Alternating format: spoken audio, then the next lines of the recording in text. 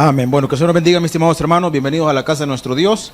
Vamos a escudriñar la palabra de nuestro Señor. Quiero invitarle a que abra su Biblia, por favor, en Éxodo, en el capítulo 8. Éxodo, capítulo 8.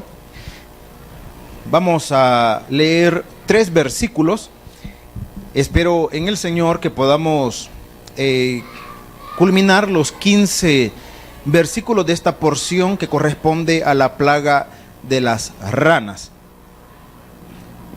Pero para efectos de tiempo, vamos a leer 3 versículos. Capítulo 8, versículos del 1 al 3. Yo leo el 1, usted lee el 2 y juntos leemos el versículo 3. ¿Lo tenemos, hermanos? Amén. Muy bien, entonces le damos lectura a la palabra de nuestro Señor y juntos dice de la siguiente manera. Perdón, yo leo el 1, usted el 2 y juntos el 3. Dice de la siguiente manera: Entonces Jehová dijo a Moisés: entra a la presencia de Faraón y dile: Jehová ha dicho así, deja ir a mi pueblo para que me sirva. Todos en el 2.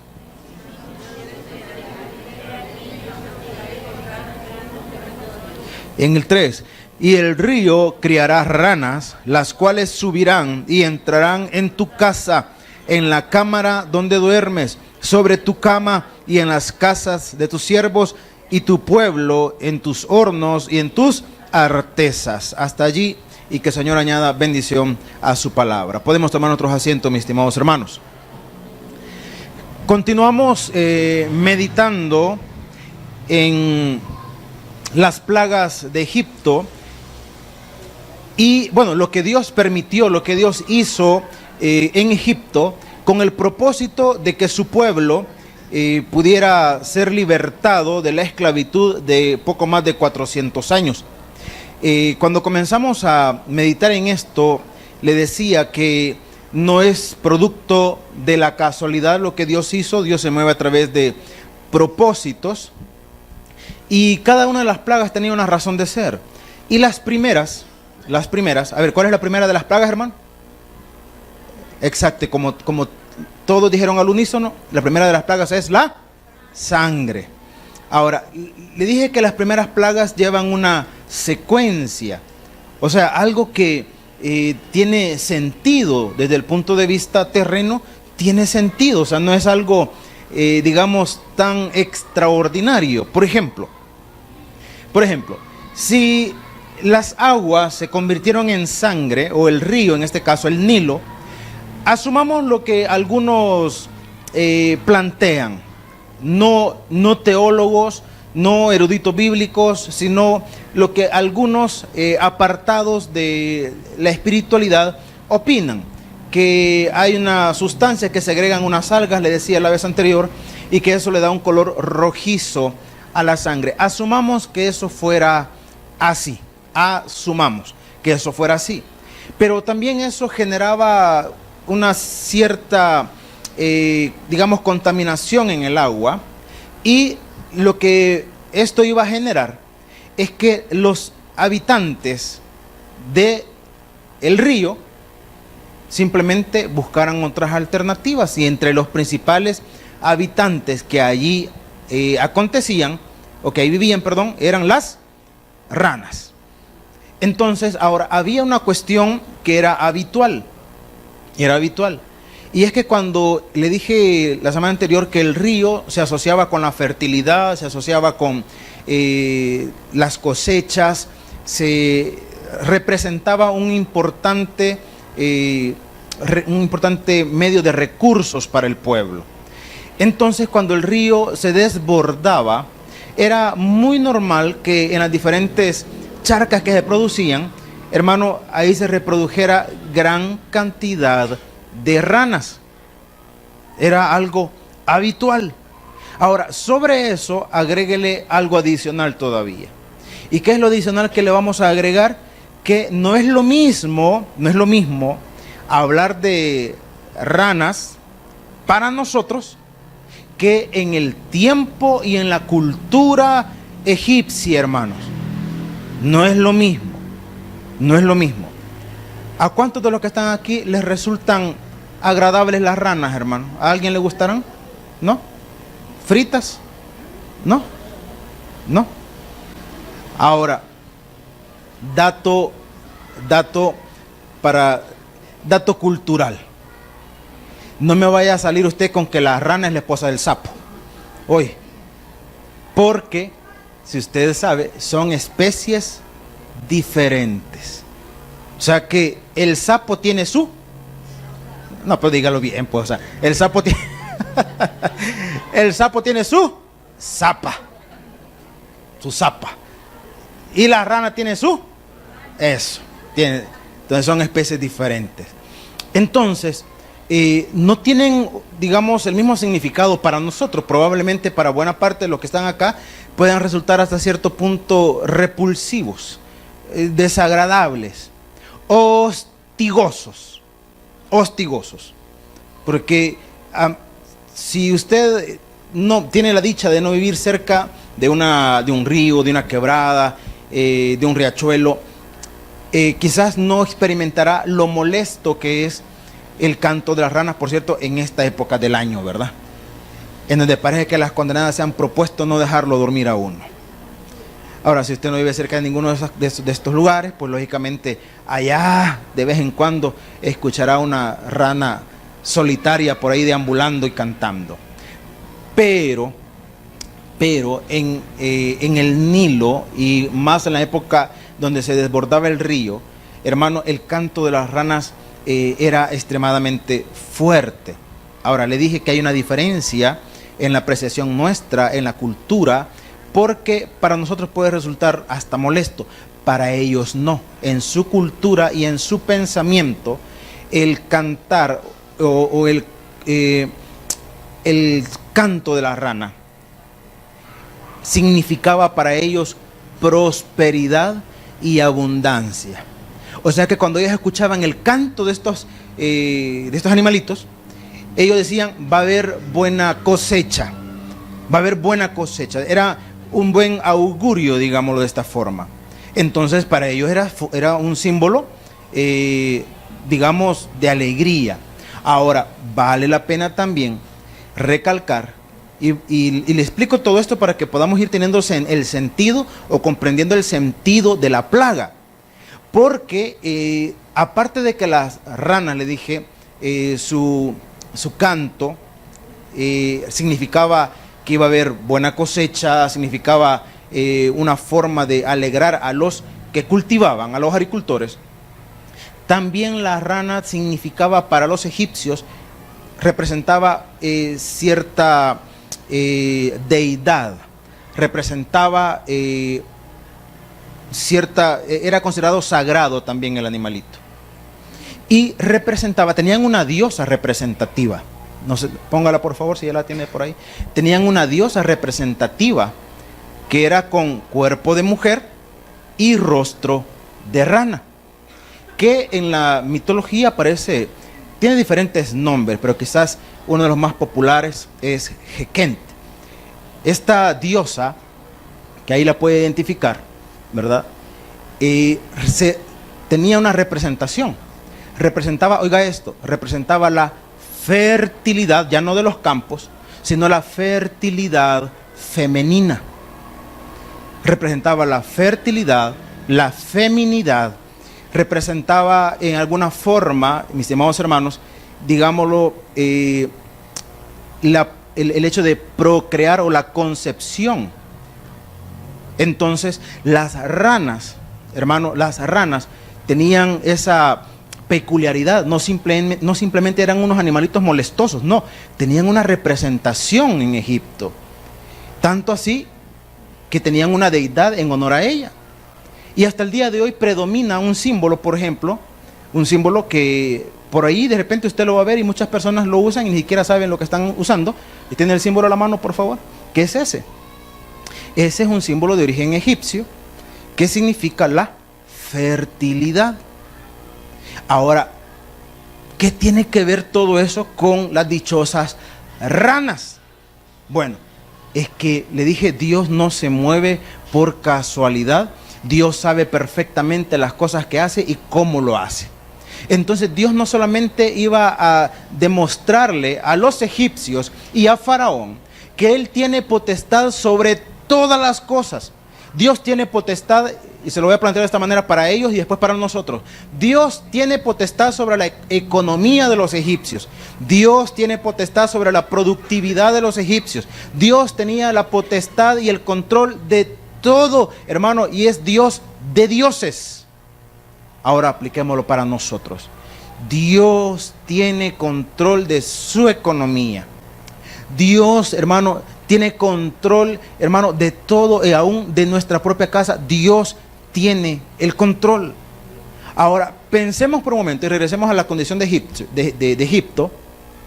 Decíamos la semana anterior, si el Nilo se convirtió en sangre, si eso procuró o hizo que hubo una tremenda mortandad de peces, significa que el Nilo, como principal fuente de abastecimiento de los judíos, hermano, esto iba a provocar caos económico. Iba a generar hambruna. Ahora, imagínense esto, cuando hay un caos económico y cuando hay escasez de alimento, ¿cuál es la mayor preocupación, hermano? ¿Cuál es la mayor preocupación? Cuando hay escasez económica, cuando hay escasez de alimento, ¿cuál es la preocupación? Pues la preocupación es sencilla. En el caso de los padres no piensan mucho en ellos, piensan en los que hay que alimentar. Ahora, ¿se ha percatado usted un problema social, lamentable que ha acontecido en nuestra sociedad por mucho tiempo? Y es que muchas personas con fuertes problemas económicos son personas que tienden a tener más hijos, muchas veces por la falta de una orientación, de una educación apropiada en cuanto a la natalidad. Ahora, imagínense que Egipto estaba teniendo ya problemas con la economía, estaba teniendo ya problemas con la alimentación. ¿Qué cree usted que iba a generar un problema adicional todavía? ¿Qué lo iba a generar? Ahora, para nosotros imaginarnos una plaga de ranas, imagínese usted llegar a su casa, hermano, y encontrarse en el patio como 20 ranas ahí haciéndole pasillo. Entra a su casa y se imagina otras 3, hermano, en su mesa, otras 4 en su cocina. Se mete usted a su cama y comienza a sentir heladito, porque son heladas las condenadas. Y comienza a sentir heladito, hermano, y se comienza a ver que hay otras 4 metidas en su cama. Para nosotros puede ser repulsivo. Para Egipto no. Para los egipcios no era una condición tan repulsiva como lo puede representar para nosotros. La rana, le dije, era considerada, o esa diosa Heket, era considerada la diosa de la fertilidad, de la feminidad, de la sexualidad. Entonces para ellos asociaban las ranas con la práctica sexual. Y al tener esa tremenda cantidad de animales, probablemente asumen algunos historiadores que esto lo que iba a generar, en lugar de producir repulsión, lo que podría haber generado era una mayor actividad sexual. Y al haber una mayor actividad sexual, lógicamente, ¿qué iba a producir, hermano? Más embarazos. Así que los hipotes no caen con la lluvia de invierno, ¿verdad? Iba a generar más embarazos.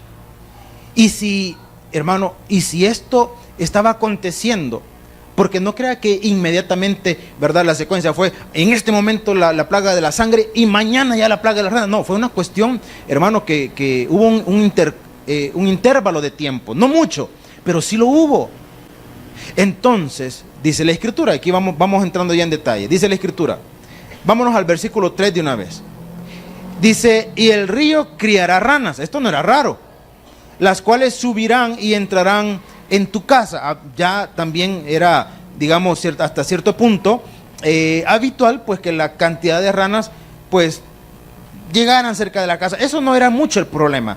El problema comienza a suscitar ya de acá, y aquí comienza a jugar con la representación que las ranas tenían. Dice, y en las casas de tus siervos y en tu pueblo, nos saltamos, versículo 3 una vez más. Y el río criará ranas, las cuales subirán y entrarán en tu casa y en la cámara donde duermes. Pregunta, ¿era repulsivo esto para ellos? No, no era repulsivo como puede resultar para nosotros. Era símbolo de ¿qué le decía? De fertilidad.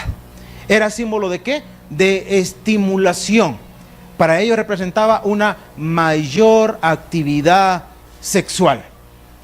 Entonces eso representaba, hasta allí no había mucho problema. El problema, le dije, entra aquí.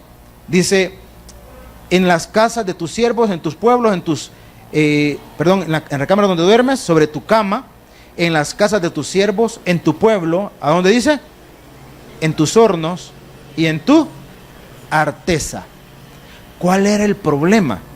En primer lugar, porque hoy en día sabemos que la rana no es un animal que esté fuera de lo que representa alimento para el ser humano. ¿Sabe que aquí en el país incluso preparan ranas? ¿Sabía eso? Sí, preparan. Si algún día quiere usted degustar, solo me avisa y me invita. Y vamos. Ancas de rana. ¿Cuál era el problema? El problema, le dije que las ranas eran consideradas sagradas. El problema es que había en cierta medida una restricción, y es que nadie podía matar una rana de forma voluntaria. ¿Por qué cree usted que las ranas se amontonaron, hermano, en las casas, dice aquí en la cocina, en la artesa? ¿Por qué se amontonaron allí? Porque ellos no podían simple y sencillamente matarlas y desecharlas. Había una restricción para eso. ¿Por qué razón? Porque eran consideradas sagradas. Y al estar sobre, hermano, los hornos y sobre la artesa, ¿qué problema generaba? ¿Qué problema generaba? No podían ellos preparar sus alimentos. De por sí que ya habían poco, ya había escasez y ahora no la pueden preparar. Entonces, ¿qué estaba produciendo esto en el pueblo? Estaba produciendo hambre. Ahora, aquí lo tremendo es que cuando Dios quiere tratar, hermano, con alguien, Dios no va a hacer las cosas con el simple hecho o de una forma caprichosa para atacarlo, para hacerlo sentir mal, para verlo llorar. Dios no actúa de esa manera. Dios, hermano, hace las cosas de tal manera de llamarnos a nosotros a la reflexión. A la reflexión. Y cuando el ser humano llega a la reflexión, dos cosas pueden pasar. Número uno, llega a un convencimiento. Y alguien podría decir, bueno, qué bien que se convenció. No, en el plano cristiano o en el plano espiritual, estar convencido no es el punto, no es la médula del asunto. Aquí el asunto es la conversión.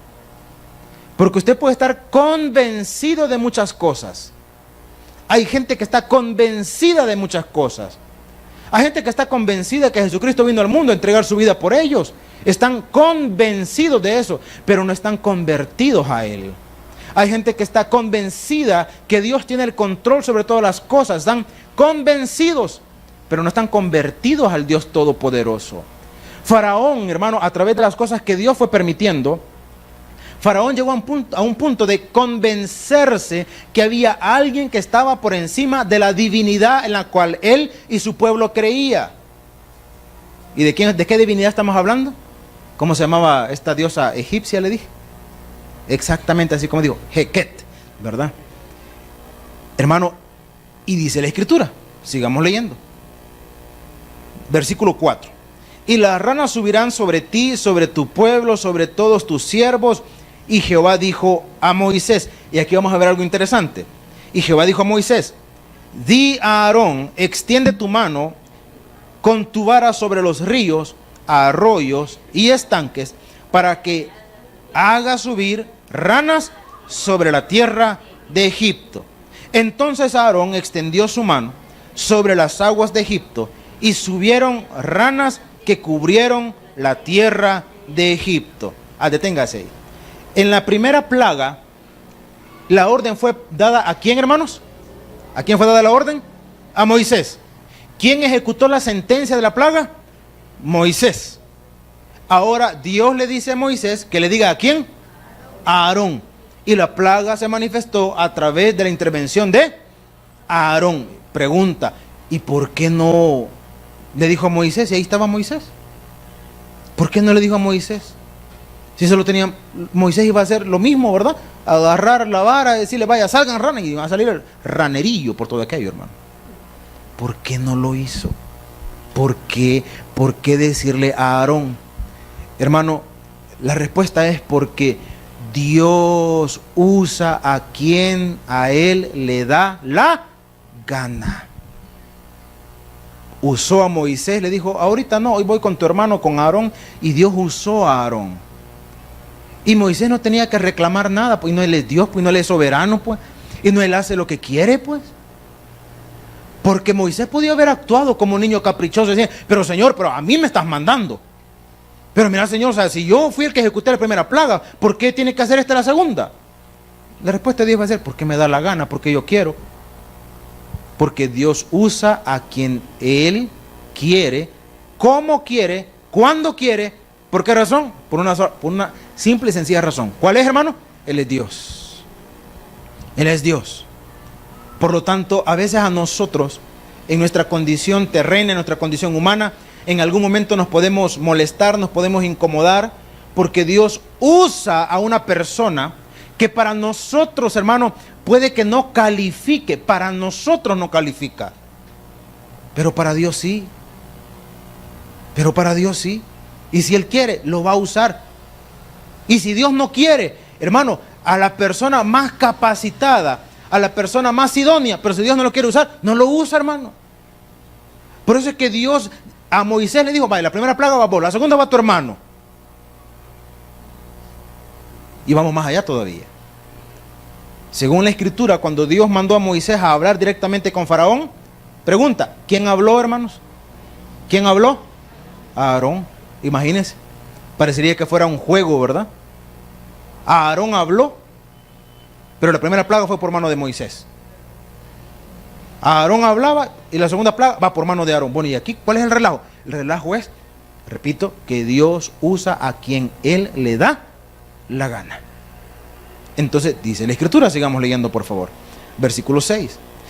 Entonces Aarón extendió su mano sobre las aguas de Egipto y subieron ranas que cubrieron la tierra de Egipto. Y aquí viene una cuestión que, ¿qué le puedo decir? Bueno, leámoslo primero mejor. Dice, y los hechiceros hicieron lo mismo con sus encantamientos e hicieron venir, ¿qué dice? Ranas sobre la tierra de Egipto. Imagínense que usted está enfermo. Usted va donde el médico. Y si usted va donde el médico, usted está esperando que el médico le dé, ¿el qué, hermanos? Una medicina. Pero imagínense que el médico le dijera, mire, fíjese que no tengo medicina, pero tengo esta inyección que aparte de la fiebre que usted ya tiene, le va a dar más fiebre todavía y probablemente le cause llagas. ¿Se la pondría usted, hermano? Se la pondría. Nadie va al médico para enfermarse más, ¿verdad? Bueno, que en nuestro sistema de salud sí pasa, hermano. Usted va al hospital y sale más enfermo. Pero en términos normales no debería ser así. Pues imagínense qué ridiculez. Porque Faraón y los egipcios, aparte de la diversidad de deidades, de dioses en los que ellos creían, lógicamente creían que tenían poder esos dioses. Y estaban también sus sacerdotes o sus encantadores. Para nosotros la palabra magos no necesariamente tiene el mismo significado que para ellos. En la antigüedad los considerados magos eran una especie de sabios, era una mezcla entre ciencia y superstición, era una mezcla de eso. Entonces estos encantadores, estos personajes que aparecen aquí, lo gracioso del caso es que en lugar de aportar una solución al problema, Porque el problema era la enorme cantidad o la cantidad sobrenatural de ranas. Le dije, era habitual que hubieran ranas, era habitual que salieran las ranas, eran representativas para los egipcios, eran sagradas para ellos. Si aquí el punto era que había una condición exagerada, desmedida de lo que habitualmente ellos estaban acostumbrados. Ahora, si había una condición desmedida, busquémosle una solución, pues. Pero aquí nos damos cuenta cuando el ser humano, cuando el individuo, hermanos, en lugar de entender el mensaje de Dios, en lugar de eso, se vuelve necio. Se vuelve necio. Y cuando en lugar de buscar alternativas, comienza a inventar. Hay cosas que uno debe comprender y decir, mire, no invente, hombre. No invente. Estoy emproblemado, estoy angustiado, estoy en esta y en esta circunstancia. Ok, busque una solución. ¿Cuál es la solución? Bueno, pídele dirección a Dios y pídele que le dé la capacidad de poder discernir, de poder comprender qué es lo que Él quiere que haga. Pero ¿sabe qué es lo que hacen algunas personas? Hermano, están en una condición de necesidad y lo que hacen es mejor apartarse, alejarse, distanciarse de Dios. Mire, ¿y por qué no ha venido a la iglesia? Ay, es que mire un montón de problemas que ni ganas de ir a la iglesia tengo. Ah, pues ya los va a resolver. No invente, hombre. No invente. Mire, tengo problemas económicos. ¿Y qué está haciendo para solventar sus problemas económicos? Está tratando de moderar los gastos que usted tiene. No, ando viendo quién me presta. Mire, no invente, hombre. Si ya debe y va a seguir prestando, ¿usted cree que va a salir algún día? No invente. No invente. Queremos solucionar las cosas y en lugar de buscar una alternativa, una solución, hermano, nos volvemos más caprichosos o más caprichosas, creyendo que el capricho, el orgullo, la prepotencia va a solucionar las cosas. No invente, hombre. No invente. Había un conflicto, había una plaga de ranas y los hechiceros, hermano, en lugar de disminuir la plaga, ¿qué hicieron? Es como que usted quiera disminuir los gritos en su casa. Y usted regaña a todos para que no griten, ¿verdad? Y dejen de estar gritando, que aquí lo único que grita soy yo. Vaya, chulada, ¿verdad? Así no va a resolver los conflictos. Pues aquí lo que hicieron los hechiceros fue exactamente eso. Tenemos problemas de ranas, ¿qué hacemos? Produzcamos más ranas todavía, pues, para que vean que nosotros también podemos. Imagínense, viveza, ¿verdad? Hermanos, y dice la Escritura, sigamos leyendo. Versículo 8. Entonces, y aquí donde hablábamos de la diferencia entre convertirse y convencerse. Entonces Faraón llamó a Moisés y a Aarón y les dijo, orad a Jehová para que quite las ranas de mí y de mi pueblo, y dejaré ir a tu pueblo para que ofrezca sacrificios a Jehová. Aquí, en este momento, parece que el propósito se ha cumplido. ¿Cuál era el propósito? Que Faraón reconociera que había alguien que estaba por encima de él y por encima de sus dioses. ¿Y quién era? Jehová Dios. Ahora, aquí viene la pregunta complicada. ¿Faraón había convertido a Jehová o solamente se había convencido que había alguien más fuerte y más poderoso que él y sus dioses? ¿Qué había pasado realmente? Porque aquí estaba reconociendo, hermano. Oren, les dijo, oren por favor, para que Jehová quite las ranas de mí y de mi pueblo. O sea, le estaba diciendo, hay alguien que tiene el poder, que tiene la potestad para quitarlas. ¿Quién es? ¿Estaba reconociendo, sí o no? Sí, estaba reconociendo. Y leamos el siguiente versículo, dice, y dijo Moisés a Faraón, dígnate indicarme cuándo debo orar por ti, por tus siervos y por tu pueblo, para que las ranas sean quitadas de ti, de tus casas, y que solamente queden, ¿a dónde? O sea, era lo normal. Ahora, piense en algún tipo de conflicto que usted pueda estar teniendo, económico, de salud, en su casa, de cualquier tipo de conflicto que usted pueda estar teniendo. Hermano, y si inmediatamente le confrontamos a usted y le dijéramos, mire, ¿cuándo quiere usted ser sano? ¿Cuándo quiere usted salir de sus problemas económicos? ¿Cuándo? ¿Cuál sería su respuesta? ¿Cuál sería su respuesta, hermano? Para ayer, si es posible, ¿verdad? ¿Cuándo quiere? Mire, si usted está enfermo y le duele alguna parte de su cuerpo, en el peor de los casos, le duele todo. ¿Cuándo quiere ser sano? Ya. Tiene un problema serio económico. ¿Cuándo quiere solventarlo? ¿Cuándo quisiera solventarlo? Ya. Mira, ahorita ya no deber nada o tener el recurso para pagarlo y salir de eso. Ahora, imagínense el problema que tenía Faraón. Y le dijo, mira, decime cuándo querés que ore para que Dios quite las ranas. ¿Cuándo? ¿Y cuál fue la respuesta de Faraón? Sorpresivamente, vea lo que dice. Versículo 10. Y él dijo, ¿cuándo dijo? Mañana. Mañana dijo. Mira, ¿cuándo querés que te le quite la rana? Mañana. ¿Y por qué no ahora, pues? ¿Y por qué no ahora? ¿Por qué no ahora? Algunos sostienen de que el detalle de Faraón es que aún hasta este momento, su condición de orgullo, hermano, no había sido doblegada todavía. Sí, Dios tiene el control, sí, yo sé que Él manda, sí, yo sé. Mañana. ¿Sabe dónde ve uno esto? Y los que van a evangelizar lo sabrán perfectamente. Cuando, hermanos, vamos y le decimos a alguien, mire, usted reconoce que Jesucristo vino a morir por usted, la gente dice, sí, sí, sí. ¿Usted cree que Él tiene el poder para otorgarle el perdón de sus pecados y la salvación de su alma? Sí, dice. Entonces, ¿quisiera usted recibir a Jesús como su Señor y Salvador? Después, dice. Pero mire, ¿y si quién nos garantiza que hay un después? ¿Quién le garantiza a usted que usted va a tener una oportunidad más? ¿Quién se lo garantiza? ¿Y sabe qué dicen? ¿Sabe qué dicen? Nadie, dice. Nadie.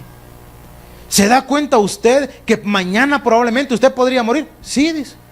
Entonces, ¿por qué no recibe a Cristo ahora? No, dice. Hay después. Pero ¿por qué no? Yo siempre les insisto lo mismo, les digo, ¿pero qué se lo impide? ¿Cuál es el problema? ¿Usted cree que va a perder con Dios? No, dice, no. Y entonces, hay después. Hay en otra oportunidad. ¿Y qué es lo que está pasando allí?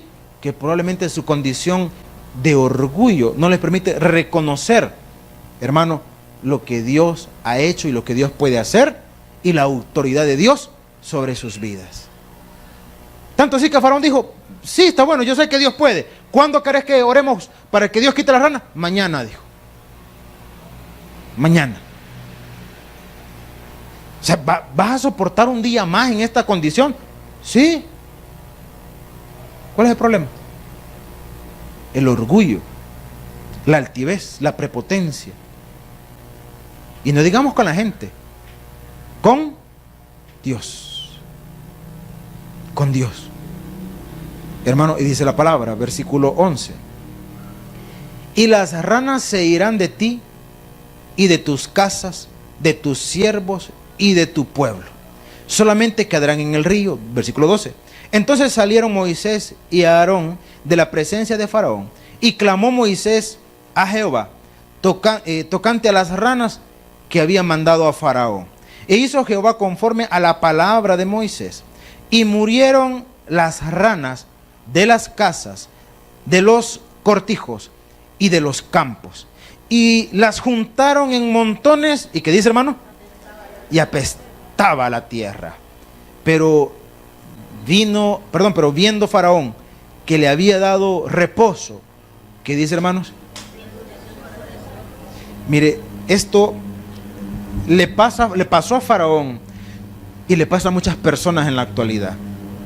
Le decía que hay una diferencia entre estar convencido y estar convertido.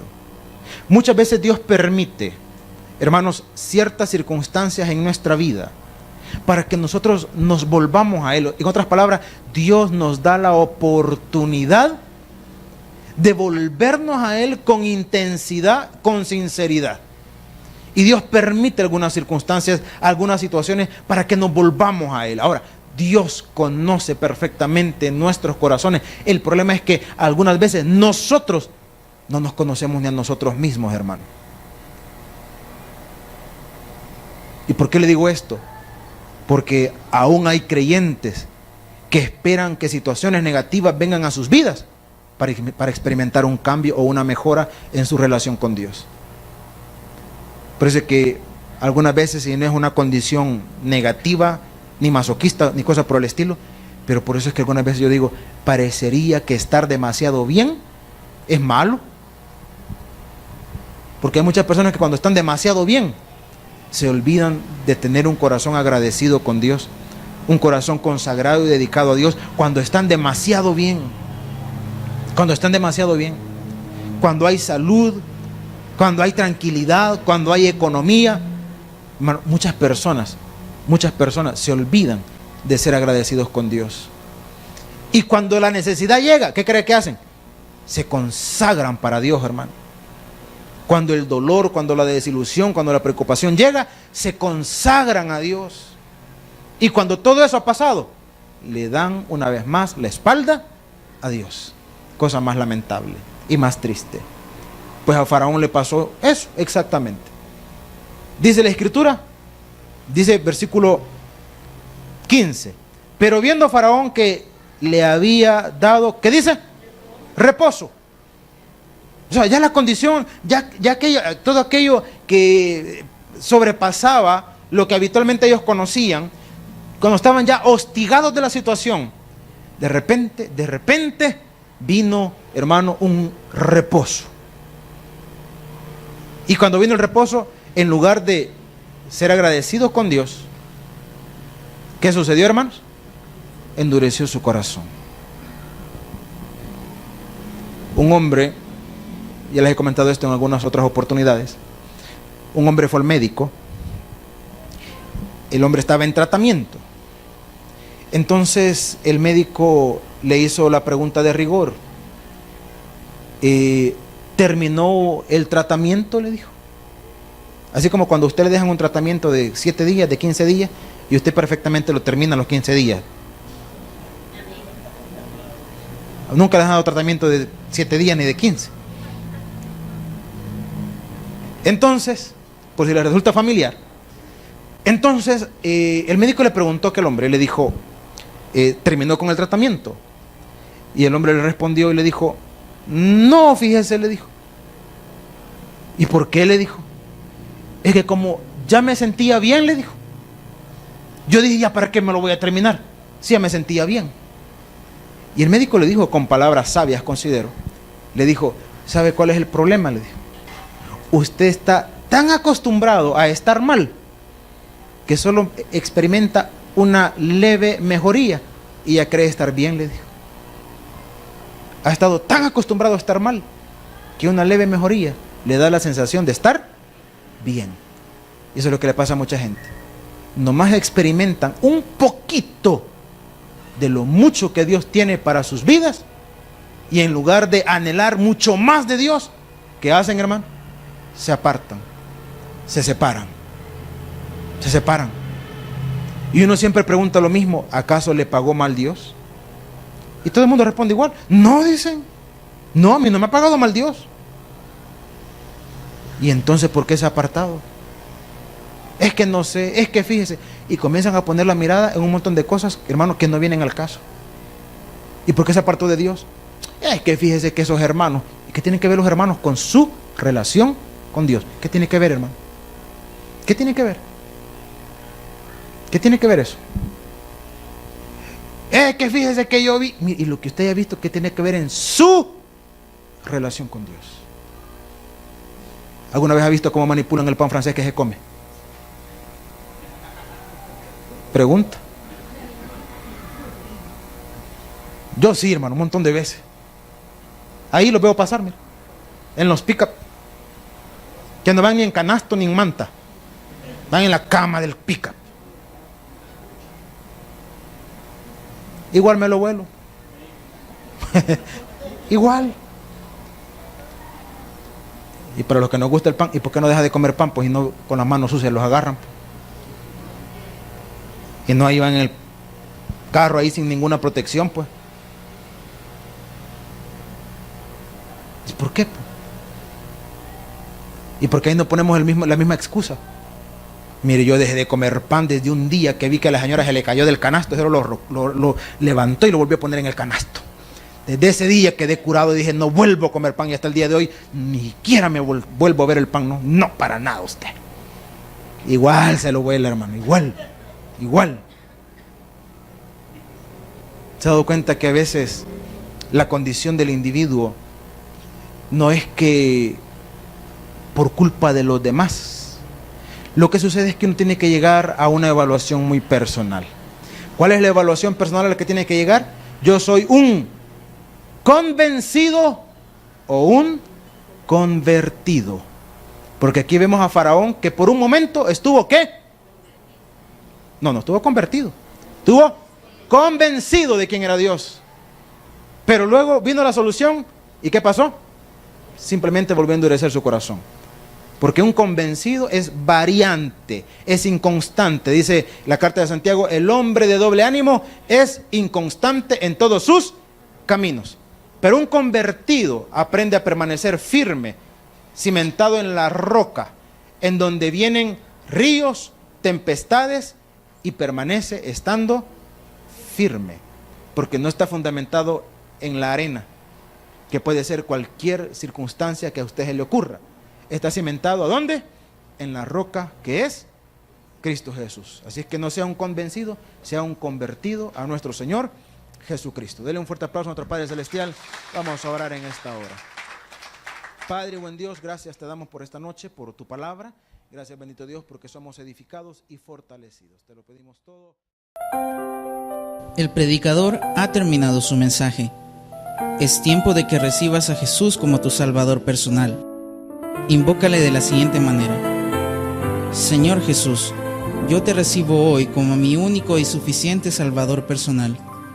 Creo que eres Dios, que moriste en la cruz por mis pecados y que resucitaste al tercer día. Me arrepiento, soy pecador.